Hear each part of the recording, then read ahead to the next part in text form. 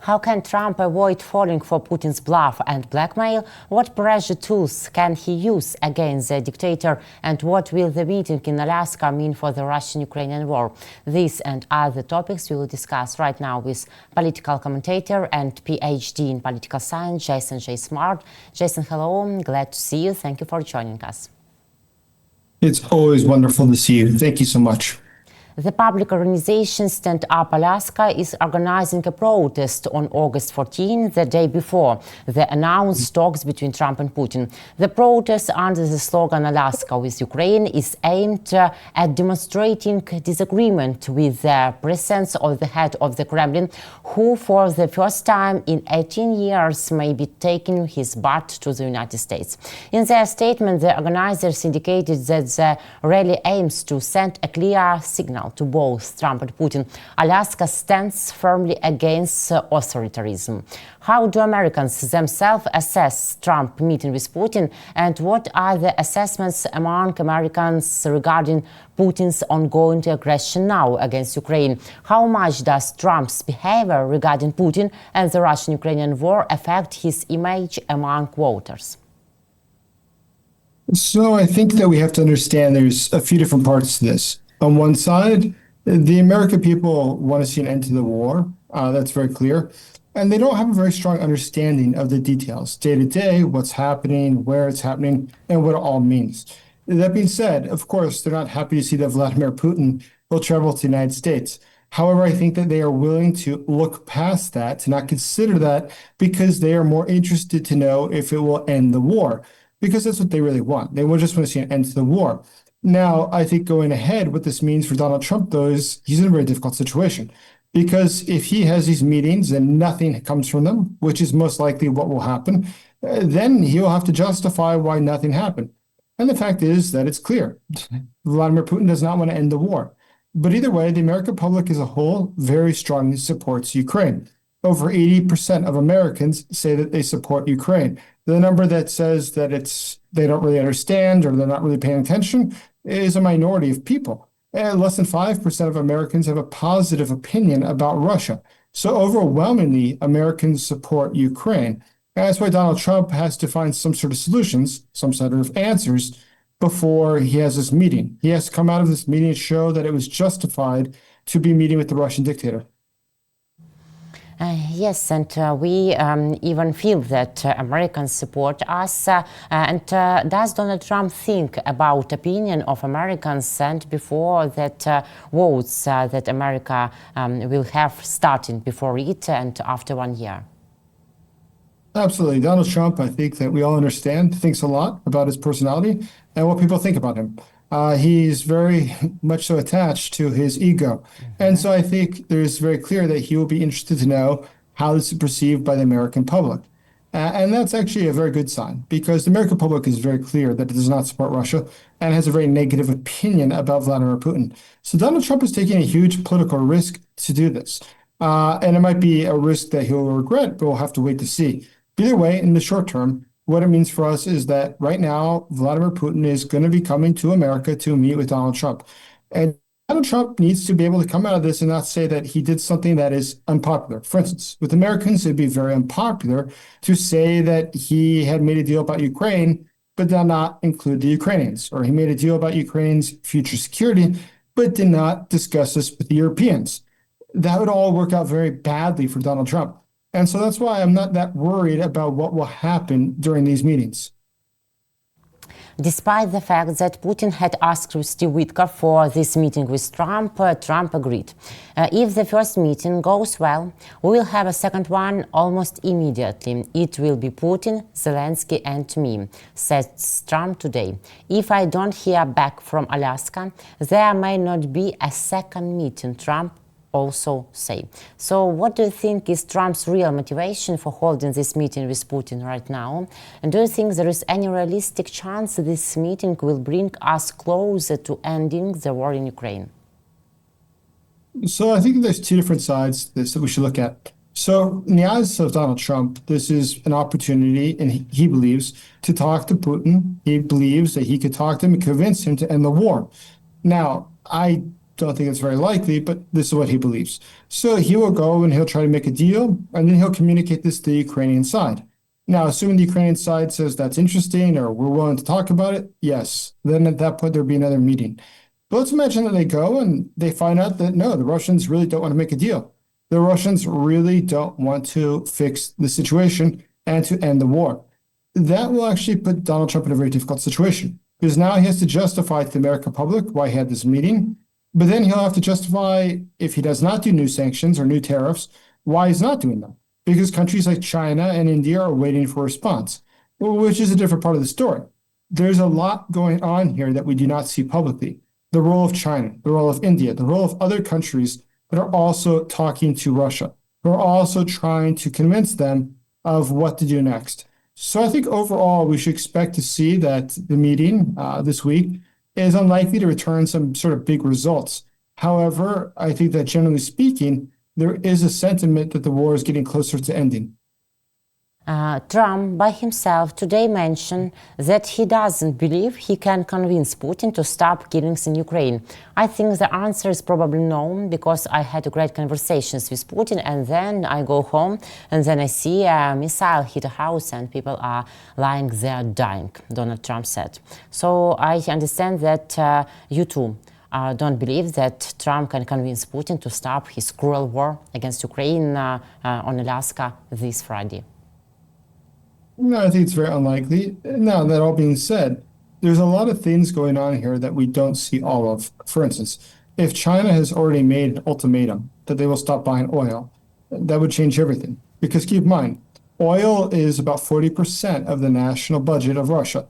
China and India together are buying about 75% of all the oil that comes from Russia. So if they were to tell Donald Trump, listen, we're willing to work with you, we want lower tariffs on our goods that go to America.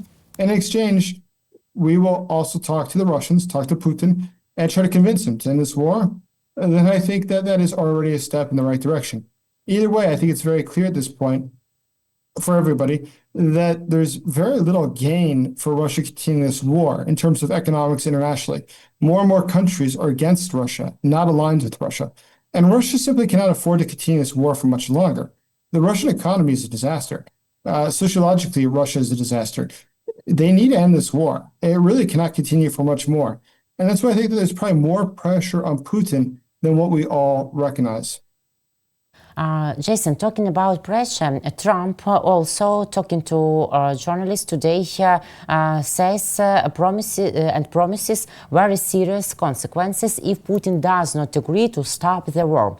Also, U.S. President Donald Trump will use sanctions as a tool during his meeting with Russian President Vladimir Putin in Alaska on August 15, reports Sky News, citing Treasury Secretary Scott Bessent. According to Bessent, Trump will make it clear to Putin that all options are on table in the context of a possible easing or strengthening of sanctions against Russia. He clarified that sanctions can go up, can be loosened, and could have timelines. So we see that Trump is actually ready to put pressure on the Russian dictator, or no? I think that he is. And those people who say that he's not, especially in America, they typically are Democrats. And they typically say that, look, he's always been too soft towards Russia. Mm-hmm. He's most likely going to be soft towards Russia now. But the argument against that is very simply that Donald Trump always does what's best for Donald Trump. And right now, the popular support is so strongly against Russia, so strongly against Donald Trump giving more time to the Russians, that it's going to continue like this forever. He's going to have to start making some decisions. And I think that Donald Trump as a person, just knowing his personality, seeing how he acts not only as president, but for 30 years before he's president, where he was already very famous in America, the man likes to be in a position of power. He likes to be the one that is able to force things to happen. Try to do the same. Now, of course, Vladimir Putin believes that he's above everything. He believes that nobody can do whatever they want. They have to do what he thinks. But I think that Donald Trump's ego is bigger than even Putin's. So it's quite possible that they are able to find a solution. Thanks God we cannot think like Putin, but if Trump tells the Russian dictator, choose, stop the war and we will ease the sanctions, or continue the war and receive crushing sanctions, what will Putin choose? How do you think? So it's a very difficult situation to understand exactly what Putin understands or does not understand. You remember, Vladimir Putin only speaks to maybe 3 or 5 people a day. He talks to the same people every single day. So if he's really understands how thoroughly bad the sanctions are, how really difficult the Russian economy is, that's one thing. But I think there's a very good chance he doesn't really understand that, which is actually creates a lot of problems because now it's hard to predict what he will do. It's also, I think, another factor here that we should probably mention is that Vladimir Putin I think, is very unlikely to actually travel to Alaska. Keep in mind, Vladimir Putin generally doesn't fly by airplanes already for many years. Even to Kazakhstan, he goes by train. So it's almost shocking to me to imagine that he's going to fly to Alaska. That's a huge risk. Not only can it be attacked, the airplane, with Stinger missiles, for instance, but he's also running the risk of going to a country that he believes is at war with him. I don't think he's so brave. And so I wonder if it is going to, in fact, be Vladimir Putin who comes to meet with Trump and not just somebody else who looks like Putin.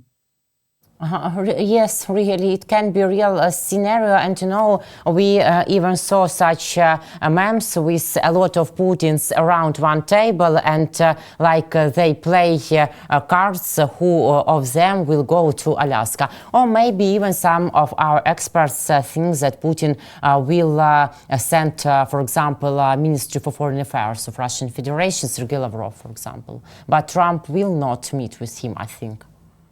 I think I also don't think so. Just if the more we know about Vladimir Putin is that, look, he has had security guards, bodyguards, who have defected. They've moved to the United States and other countries.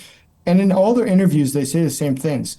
Vladimir Putin is not connected to technology. He doesn't use cell phones. He doesn't use computer.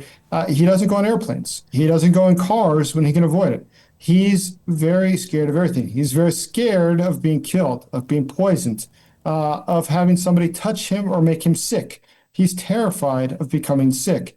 And that's why I just cannot imagine him flying to Alaska in a country where he could worry about being arrested or about his airplane being shot down or about being infected with something or about being poisoned. Just knowing that Vladimir Putin is a very paranoid person, I think it's very unlikely that he would go to the United States. It just would be very uncharacteristic of him to do so. How do you think Donald Trump is informed about Putin lookalikes, about his doubles, and does he understand that he can talk to not to realistic Putin? I think so. Undoubtedly he knows this. The fact is that this is not just a conspiracy theory. Japanese national television did a number of studies on this. They analyzed his facial structure using advanced artificial intelligence, the same sort of artificial intelligence they use at the airports and with the police. And it said that there was only a 15% match between Putin at different events. And when he was in occupied Ukraine, when he was in Crimea, when he was even in Moscow, it's different people. But they also did audio tests. And they said that his voice is very clearly not the same Vladimir Putin.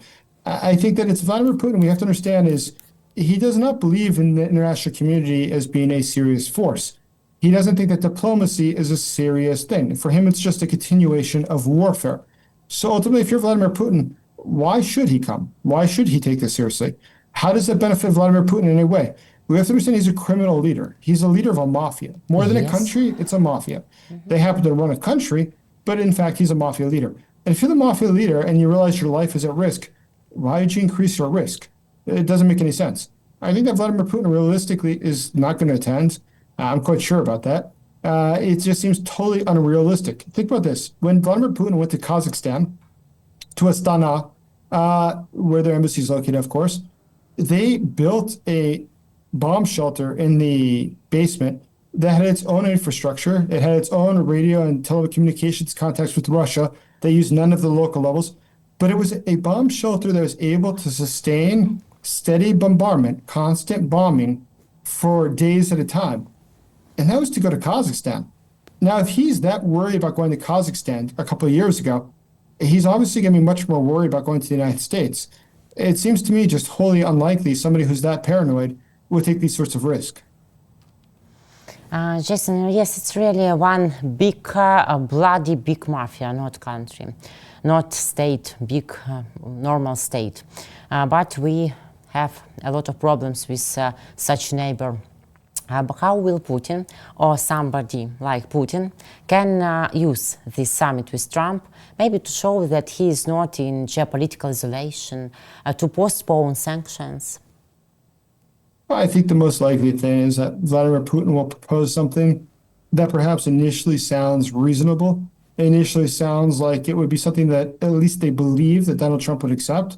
And Donald Trump will become excited. He'll think that he found a way to end the war. And he will then call the Ukrainian side, call Kiev, call Zelensky, and say, look, this is what they're offering. What do you think? And the Ukrainians will say no, probably correctly, because it's probably not a good idea. It's probably a very bad idea. And because of that, though, the Russians will say, look, we did our best. Our president flew to your country. We met with you. We did everything to end this war possible. But it's the Ukrainian side that doesn't want to end the war. It's not us. It's the Ukrainian side. And this will just be part of the game that Russia plays of diplomacy in order to continue the war. US working on location for Zelensky-Trump-Putin meeting, which could take place next week, CBS News reported. What are your expectations from this meeting format, if it can be real? And why didn't Donald Trump invite Zelensky right away, right now, with Putin? I think that the objective is that Donald Trump believes first is that he can convince Putin if he talks to him. But secondly, I think that the Russian side is very well aware that if they talk to Donald Trump, there is a reasonable chance they could convince him to do something that's not good for America and not good for Ukraine, because they think that they have the ability to manipulate the U.S. president. So we're going to have to see what happens. But I think at this point, it was just part of his idea, of Donald Trump's idea of step by step. First, we will meet with everybody necessary, and then we'll find a common agreement. How do you think this summit really can be next week for so short period? Everything's possible. I think that we have to really see what happens on the 15th when then Putin meets with Trump. But as of right now, I think that the vast majority of Americans and those who work in the press or those who work in the government are pretty sure that there's not going to be any serious outcomes. However, the Kremlin's idiotic demands remain unchanged. The Russian foreign minister has returned to its idiotic roots. They have once again recalled that they have a constitution and our regions are illegally included in it. The Kremlin's inadequate position was voiced by Deputy Director of the Information and Press Department of the Russian Foreign Ministry, Alexei Fadeev. He also added that the goals of the Russian delegation in the negotiations in Alaska are dictated by exclusively national interests. How can Trump break these eternal conditions by that different tools of pressure? So I think we have to understand a couple of things, is that Donald Trump is going to have a lot of propaganda from the Russians. And the fact is that even the Russian constitution, which includes the occupied territories, it's illegal under Russian law because their constitution was not passed by a referendum. The Russian constitution has to be passed by referendum, which it didn't. So even there, it means nothing. It's just a document. It's a piece of paper. But this is obviously just the Russians trying to show that they are the opposite of Zelensky. Zelensky said that we cannot give away our territory. It's in the constitution. So they're just making the same argument. But this is a typical game of the Kremlin. They're always doing this. This is standard operating procedure for Moscow. They always do this. And that's why I think ultimately what we see right now with Donald Trump, at least, is he's becoming increasingly angry. He's becoming increasingly displeasured, unhappy with the way that the Russians are behaving. It's very clear that when he became the president, again, he really thought that he had a specific or special relationship with Vladimir Putin and he would be able to convince him. But I think now it's becoming very obvious for him and everybody else that there is no such special relationship. Could Trump push for a quick deal that includes Ukrainian territorial concessions, push us for it? No, I don't think so. I mean, and here's a very simple reason of why not. It's just because if Donald Trump were to do that, let's imagine if he did, He would then call Kiev and tell them, I made this deal. And Kiev would have the same reaction as Brussels, as Germany, as France, as everybody, and say, why would you do that? That's terrible. That's against our interest. That's making everything worse. And that would hurt his popularity in the United States.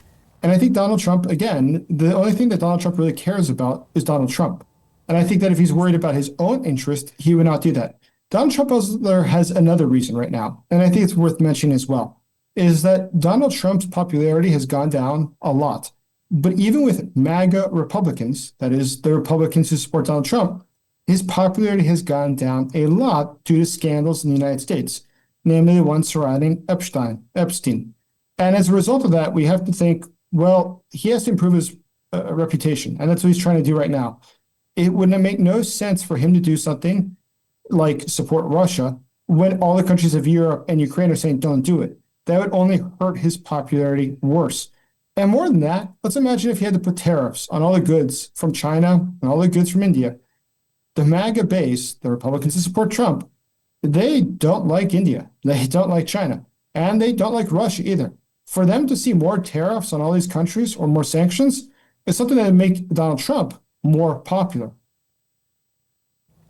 Steve Witkoff supports the idea of Russian military and political control over the occupied territories of Ukraine. The Times writes in the article, US and Russia advocate occupation of Ukrainian territory on the model of the West Bank of the Jordan River. According to this idea, the Russian Federation would control the occupied Ukrainian territories militarily and economically, but without formal annexation, preserving Ukraine's borders on paper. This would circumvent the ban of the Ukrainian constitution on the transfer of land. What do you think about this idea? And it seems to me that it really very close to Kremlin ideas too.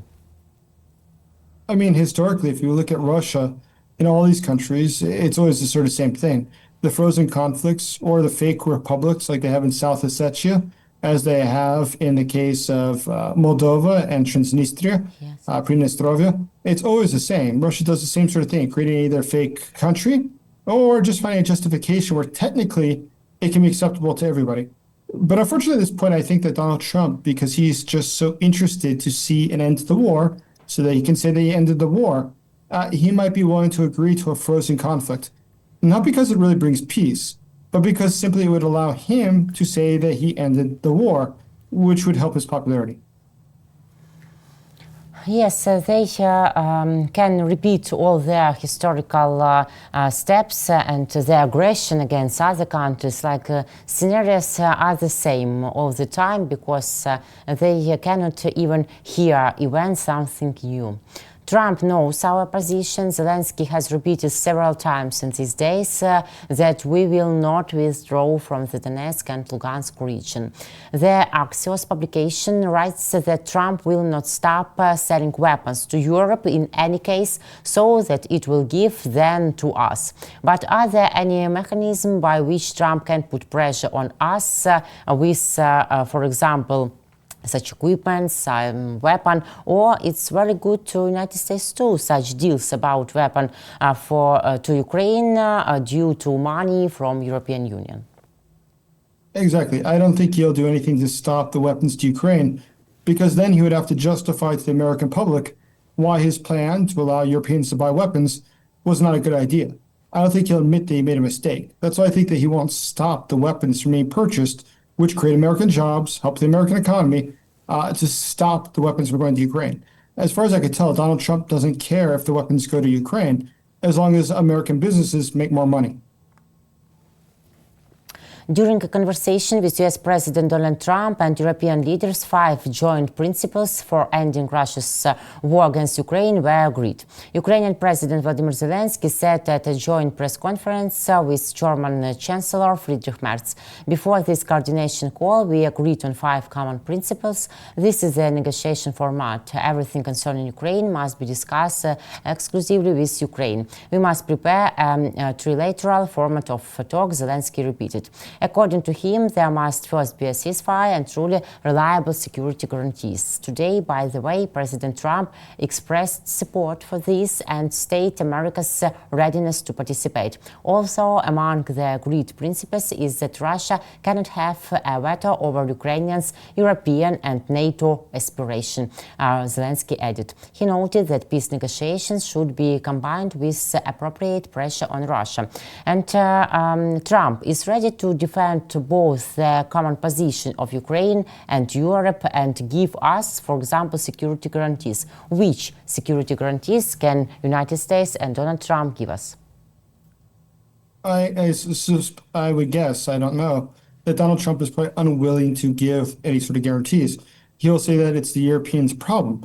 Now, he might agree that he will sell in advance weapons for this protection or something else like that, but I cannot imagine him agreeing to some sort of security guarantees at this point. Perhaps that could be negotiated in exchange for something else, but right now I think he will count on the Europeans to do that. Yes, but we see really that Donald Trump is not a Kremlin man or Kremlin agent and something like this, or even Kremlin spy, like we read when he come back to White House. So Donald Trump, let's remember, is that he is a person who's looking at the situation from the perspective of the U.S. president. And there's several different parts of this. One is simply his popularity, which we've discussed before. But there's another aspect of this as well, which is the U.S. is currently negotiating with other countries, including China, and including with India, who buy a majority of Russia's oil, about the tariffs for those countries.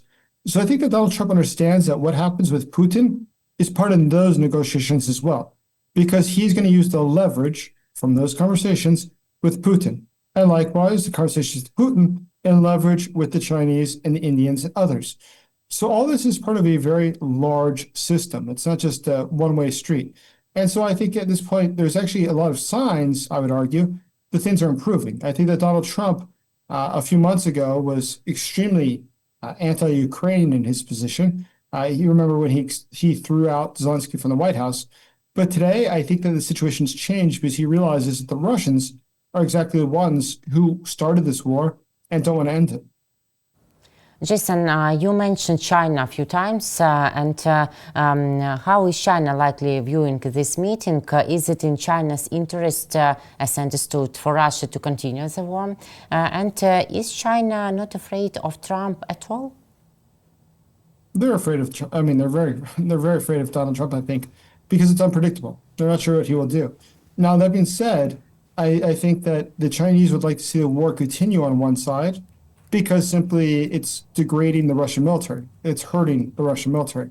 And China and Russia are truly not allies. They might work together sometimes, but they're not friends. And the FSB of Russia considers China one of the greatest threats that they have. But more than that, I think going ahead, when we look at the situation as a whole, the Chinese are watching this, and they understand that they can use it for their own purposes. So they can make a deal with Donald Trump, for instance, to make lower tariffs on Chinese goods in exchange for not buying Russian oil. But in exchange for that, there must be a deal first. Okay, we won't buy the oil, but you help us with the tariffs, and that puts pressure on Putin. And they also have the diplomatic ability to put pressure on Putin, unlike any other country. One of the largest trade partners of Russia is China. By comparison, less than 3% of goods that China exports are bought by the Russians. The Russians are not a significant trade partner of the Chinese. By comparison, the United States is probably 12 to 15% of the exports of China. Simply, the United States is a far more significant trade partner than is Russia. Jason, thank you very much from all bottom of my heart for this conversation. Thank you for your time. I suppose we will see next week and continue to discuss that summit, that meeting between Trump and Putin, and how it can influence on Russian-Ukrainian war. Thank you. Take care. Thank you so much. Jesse J. Smart, political commentator and PhD in political science, was with us and with me, Iryna Uzlova. Guys, thank you for watching, for joining us. Please leave your comments and subscribe to YouTube channel War and Politics 24. See you later. Take care.